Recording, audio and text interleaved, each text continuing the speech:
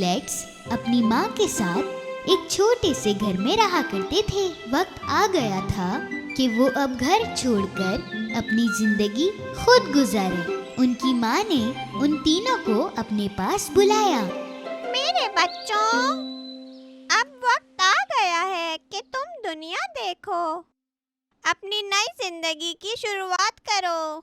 भूलना मत, तुम चाहे जो भी करो उसे पूरे दिल से करना। ये जिंदगी गुजारने का सबसे सही तरीका है। थोड़ी सी उदासी और थोड़े से गुस्से के साथ अपनी माँ से मिलके तीनों पिगलेट्स निकल पड़े। कुछ देर चलने के बाद उन्हें एक जमीन मिली जहाँ वो अपने घर बना सकते थे।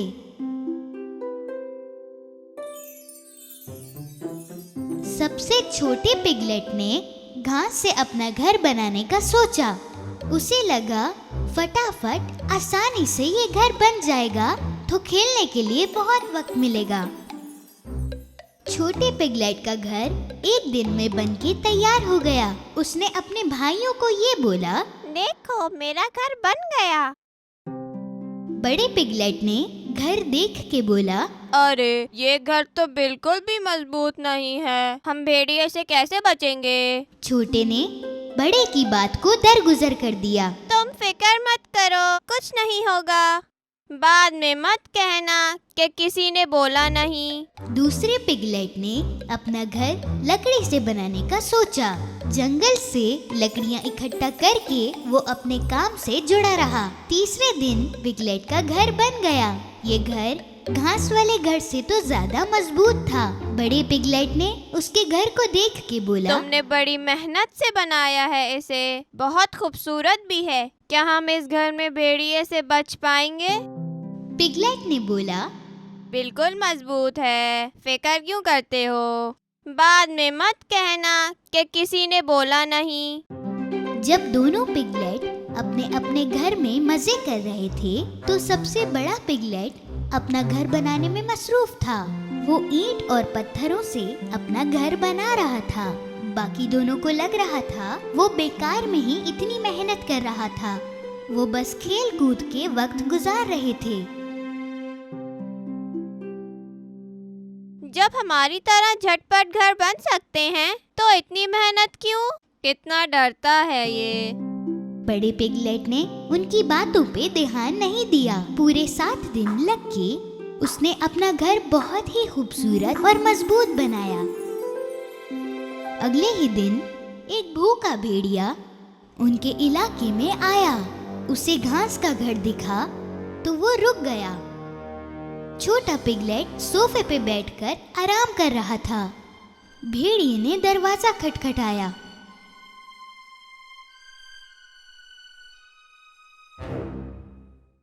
दरवाजा खोलो, मुझे अंदर आना है। नहीं खोलोगे तो 2-4 फूंक से घर तोड़ दूंगा। तुम कुछ नहीं कर सकते, मेरा घर मजबूत है। भेड़िए ने जोर से अपने मुंह से फूंक मारी और घर टूट गया। पर छोटा पिगलेट जैसे तैसे भाग निकला और भागता हुआ अपने भाई के घर जा पहुंचा। उसके दरवाजा खटखटाते ही उसके भाई ने दरवाजा खोला और छोटा पिगलेट अंदर छुप गया। जल्दी बंद करो दरवाजा, भेड़िया आ जाएगा। घबराओ मत, वो इस घर में नहीं आ सकता। तभी भेड़िया वहां पहुंचा और उसने आवाज लगाई, दरवाजा खोलो, मुझे अंदर आना है। नहीं खोलोगे तो 2-4 फूंक से घर तोड़ दूंगा। कुछ नहीं कर सकते तुम। भेड़िए ने जोर से अपने मुंह से फूंक मारी और घर फिर से टूट गया। जैसे तैसे दोनों भाई वहां से निकल के बड़े भाई के घर पहुंचे। भाई, भेड़िया पीछे पड़ा है, हम क्या करें? बड़े पिगलेट ने उन्हें भरोसा दिलाया, परेशान मत हो, भेड़िया अंदर नहीं आएगा। थोड़ी देर में वो भूखा भेड़िया यहाँ भी आ पहुंचा। दरवाजा खोलो, मुझे अंदर आना है।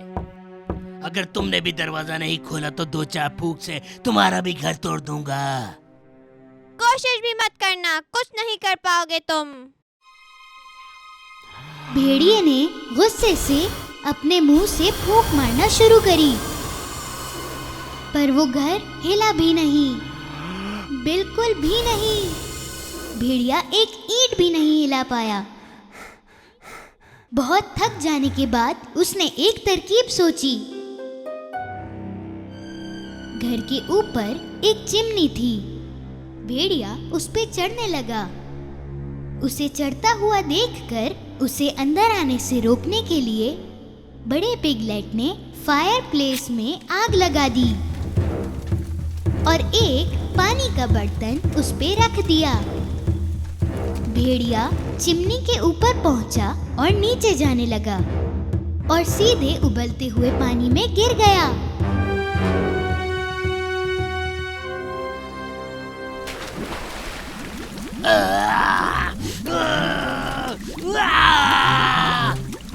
अरे बचाओ, मैं जल गया।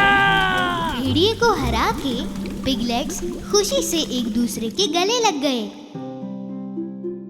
तीनों भाई अगले दिन अपनी कहानी सुनाने के लिए अपनी माँ के पास गए। छोटा पिगलेट सबसे पहले बोला, आपने सही कहा था, जो भी काम करो पूरे दिल से करो, दिल लगा के करो तो कामयाबी मिलेगी। उस दिन से छोटे पिगलेट और उसके भाई ने सुस्ती छोड़ दी और बड़े भाई की तरह मेहनत करने लगे और हंसी खुशी जिंदगी गुजारने लगे।